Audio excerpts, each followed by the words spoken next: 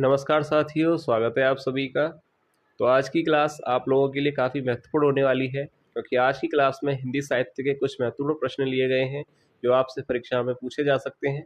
तो आप सभी समय निकालकर वीडियो को जरूर देखिएगा, और वीडियो अगर आपको पसंद आए तो वीडियो को लाइक कीजिएगा। और जो भी विद्यार्थी चैनल पर नए हैं वह चैनल को सब्सक्राइब जरूर कर लें, क्योंकि ऐसे ही महत्वपूर्ण प्रश्न चैनल पर डेली कराए जाते हैं। तो चलिए, ज़्यादा समय न लेते हुए वीडियो को शुरू करते हैं और देखते हैं आज के महत्वपूर्ण प्रश्नों को। निम्न में से कौन खड़ी बोली का प्रथम महाकाव्य है? देखिए, पहला ही प्रश्न कितना महत्वपूर्ण दिया गया है। सबसे पहले तो आप इस पे स्टार बना लीजिए, ये एग्जाम के लिए काफ़ी ज़्यादा महत्वपूर्ण प्रश्न है।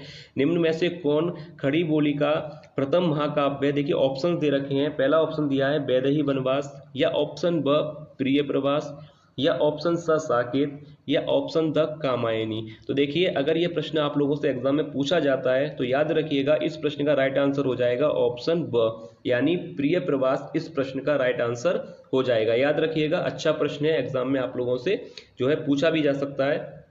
अब देखिए, अब इसके अलावा जो यहाँ पर तीन ऑप्शन दे रखे हैं इनके बारे में मैं आप लोगों को बता दूं। अगर साकेत के बारे में पूछा जाता है तो इसके जो रचनाकार हैं याद रखिएगा मैथिली शरण गुप्त हैं।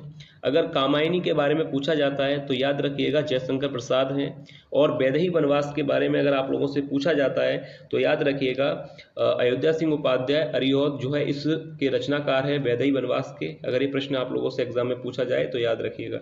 अब देखिए, इसके बाद सेकेंड प्रश्न दिया गया है सुमित्रा नंदन पंत की रचना नहीं है, यानी कौन सी रचना है जो सुमित्रा नंदन पंत की नहीं है? ऑप्शन दे रखे हैं उच्छ्वास, या ग्राम्य, उत्तरा, या अणिमा। तो देखिए, काफ़ी सरल प्रश्न है। आप लोग जानते हैं कि उच्छ्वास, ग्राम्य और उत्तरा तीनों ही जो रचना है वो सुमित्रा नंदन पंत की हैं, यानी इस प्रश्न का जो राइट आंसर हो जाएगा वो हो जाएगा अणिमा। याद रखिएगा ऑप्शन द इस प्रश्न का राइट आंसर होगा। अब इसके बाद देखिए, नेक्स्ट देखते हैं। प्रश्न दिया गया है झरना के रचयिता हैं।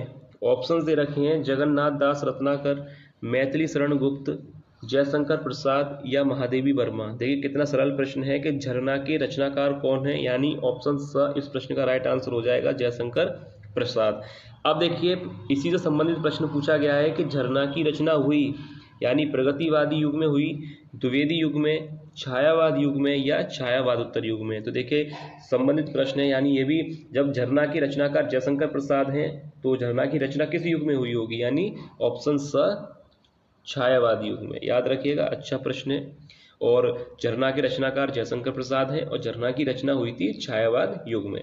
अब देखिए, छायावाद से संबंधित एक प्रश्न यहाँ पर पूछा गया है छायावाद की विशेषता है, यानी ऑप्शन पहला दे रखा है उपदेशात्मक कृति, या इतिवृत्तात्मकता, या सौंदर्य और प्रेम, या ऑप्शन द श्रृंगार वर्णन। तो देखिए, छायावाद की विशेषता यानी इस प्रश्न का अगर एग्जाम में आपसे पूछा जाए तो ऑप्शन स जो है सौंदर्य और प्रेम जो है छायावाद की विशेषता है।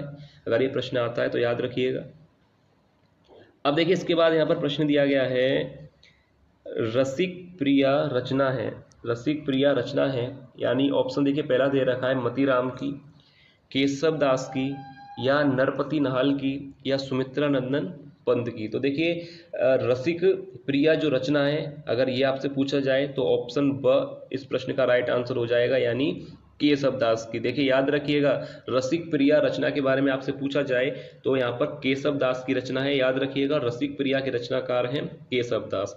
अब देखिए, यहाँ पर नेक्स्ट प्रश्न दिया गया है रामचंद्र शुक्ल ने जिस काल को वीर गाथा काल कहा उसे आदि काल कहा है। देखिए, मैं एक पहले तो आपको प्रश्न जो है यहाँ पर कंप्लीट दिखा दूं, यहाँ पर प्रिंट हो नहीं पाया है। अब देखिए, प्रश्न दिया गया है यहाँ पर कि रामचंद्र शुक्ल ने जिस काल को वीर गाथा काल कहा है उसे आदि काल कहा है, यानी रामचंद्र शुक्ल ने जिस काल को वीरगाथा काल कहा था तो उसे आदि काल किसने कहा था? तो ऑप्शन दे रखे हैं राहुल सांकृत्यायन ने, या डॉक्टर हजारी प्रसाद द्विवेदी ने, या डॉक्टर रामकुमार वर्मा ने कहा था, या डॉक्टर धीरेन्द्र वर्मा ने। तो देखिए, ये प्रश्न अच्छा प्रश्न है, अच्छी तरह से सुन लीजिएगा कि रामचंद्र शुक्ल ने जिस काल को वीरगाथा काल कहा था तो उसे आदिकाल कहा था डॉक्टर हजारी प्रसाद द्विवेदी ने। ये प्रश्न आ सकता है, याद कर लीजिएगा कि रामचंद्र शुक्ल ने वीरगाथा काल कहा था तो उसे आदिकाल कहा था डॉक्टर हजारी प्रसाद द्विवेदी ने। अब देखिए इसके बाद एक प्रश्न यहाँ पर दिया गया है जो कि मैंने आप लोगों के लिए चुना है। अब देखिए इस प्रश्न का राइट आंसर आपको देना है कि आदिकाल का नाम अपभ्रंश काल दिया। हर वीडियो में एक प्रश्न जो है आप लोगों के लिए दिया जाता है, ये तो अब तक आप लोग समझ गए होंगे। तो इस प्रश्न का राइट आंसर आपको कमेंट करके बताना है कि आदिकाल का नाम अपभ्रंश काल दिया था, यानी मिश्र बंधु ने दिया था, या राहुल सांकृत्यायन ने दिया था, महावीर प्रसाद द्विवेदी ने, या चंद्रधर शर्मा गुलेरी ने। तो देखिए ये वाला जो प्रश्न है, इस प्रश्न का जो राइट आंसर है वो लोग आप बताइएगा कमेंट करके कि सर इस प्रश्न का राइट आंसर ये होगा। तो चलिए इसके बाद देखते हैं नेक्स्ट। अब देखिए प्रश्न दिया गया है कि रीतिकालीन कवि हैं, ऑप्शंस दे रखे हैं जगनिक या मतीराम, विद्यापति या जगन्नाथ दास रत्नाकर। तो देखिए रीतिकालीन कवि यानी ऑप्शन ब, क्योंकि ये तो सिंपल प्रश्न है, मतीराम इस प्रश्न का जो है राइट आंसर हो जाएगा। यानी रीतिकालीन कवि कौन है? ऑप्शन ब मतीराम। अब देखिए इसके बाद यहाँ पर प्रश्न दिया गया है वीर रस की कृति है, यानी वीर रस की कृति है, कौन सी रचना है जो वीर रस से संबंधित है? यानी ब्यारी सतसई, सूरसागर, शिवा बावनी या प्रिय प्रवास। तो देखिए वीर रस की कृति है यानी ऑप्शन स इस प्रश्न का राइट आंसर हो जाएगा, शिवा बावनी। अब इसके बाद देखिए प्रश्न दिया गया है रीतिकालीन कवि हैं। देखिए फिर से रिपीट हुआ है प्रश्न कि रीतिकालीन कवि हैं, ऑप्शन अ केशव दास या ऑप्शन ब जयशंकर प्रसाद, ऑप्शन स तुलसीदास या ऑप्शन द जगन्नाथ दास रत्नाकर। तो देखिए अब ये प्रश्न आया था रीतिकालीन कवि हैं, तो याद रखिएगा ऑप्शन पहला ही इसका राइट आंसर हो जाएगा, केशव दास। ऑप्शन ए यानी अ इस प्रश्न का राइट आंसर है। रीतिकालीन कवि कौन है इन चार ऑप्शंस में से? केशव दास, याद रखिएगा। अब देखिए यहाँ पर प्रश्न दिया गया है कि भक्ति काल की कृति है, भक्ति काल की कृति है, ऑप्शंस दे रखे हैं साकेत, एक बार फिर से बता दूं, भक्ति काल की कृति है साकेत, या ऑप्शन ब पार्वती मंगल, या ऑप्शन स कामायनी, या ऑप्शन द पृथ्वीराज रासो। तो देखिए भक्ति काल की कृति पूछा गया है, तो अब तक तो आपको समझ में आ गया होगा कि भक्ति काल की कृति कौन सी है। यहाँ पर ऑप्शन ब यानी पार्वती मंगल, याद रखिएगा। और इन तीनों के मैं आपको रचनाकार बता दूं, क्योंकि साथ ही साथ जो ऑप्शन राइट है उसको तो आपको पता होना चाहिए, जो नहीं है उनके बारे में भी आपको थोड़ी जानकारी होनी चाहिए। अगर ये साकेत अभी बताया था मैंने आप लोगों को कि साकेत के रचनाकार हैं मैथिली शरण गुप्त। कामायनी के बारे में अगर आपसे पूछा जाए तो काव्य है जो कि जयशंकर प्रसाद के द्वारा लिखा गया है। और पृथ्वीराज रासो के बारे में अगर आप लोगों से पूछा जाए तो याद रखिएगा चंद बरदाई इस प्रश्न का राइट आंसर होगा। यानी जो है पृथ्वीराज रासो के रचनाकार अगर आपसे पूछा जाए तो आंसर होगा चंद बरदाई। याद रखिएगा तीनों के जो है मैंने आप लोगों को रचनाकार बता दिए हैं, साथ ही साथ आपको याद भी हो जाएंगे, सरल है। अब देखिए जो प्रश्न एग्जाम के लिए सबसे ज्यादा महत्व रखता है वो प्रश्न है आधुनिक हिंदी काव्य का बैतालिक कहा जाता है। देखिए कितना महत्वपूर्ण प्रश्न है एग्जाम के लिए। ऐसे ही प्रश्न आप लोगों को एग्जाम में देखने को मिलेंगे। अब देखिए हिंदी की परीक्षा हो और ऐसे प्रश्न ना आए, होता नहीं है। अब देखिए यहाँ पर प्रश्न कितना अच्छा दिया गया है कि आधुनिक हिंदी काव्य का बैतालिक कहा जाता है। ऑप्शंस दे रखे हैं जयशंकर प्रसाद को, या ऑप्शन ब भारतेंदु हरिश्चंद्र, या ऑप्शन स सूर्यकांत त्रिपाठी निराला, या ऑप्शन द रामधारी सिंह दिनकर। तो देखिए अगर ये प्रश्न, देखिए ध्यान से सुनिएगा, अगर ये प्रश्न आपसे पूछा जाता है एग्जाम में कि आधुनिक हिंदी काव्य का बैतालिक किसे कहा जाता है, तो याद रखिएगा ऑप्शन ब भारतेंदु हरिश्चंद्र को जो है आधुनिक हिंदी काव्य का बैतालिक कहा जाता है। यानी भारतेंदु हरिश्चंद्र इस प्रश्न का राइट आंसर है। एक बार आपको फिर से बता दूं कि हिंदी काव्य, आधुनिक हिंदी काव्य का बैतालिक अगर आया प्रश्न तो ऑप्शन ब भारतेंदु हरिश्चंद्र आपको टिक करना है, याद रखिएगा। अच्छा प्रश्न है। अब देखिए नेक्स्ट प्रश्न यहाँ पर दिया गया है भारतेंदु युग की रचना है।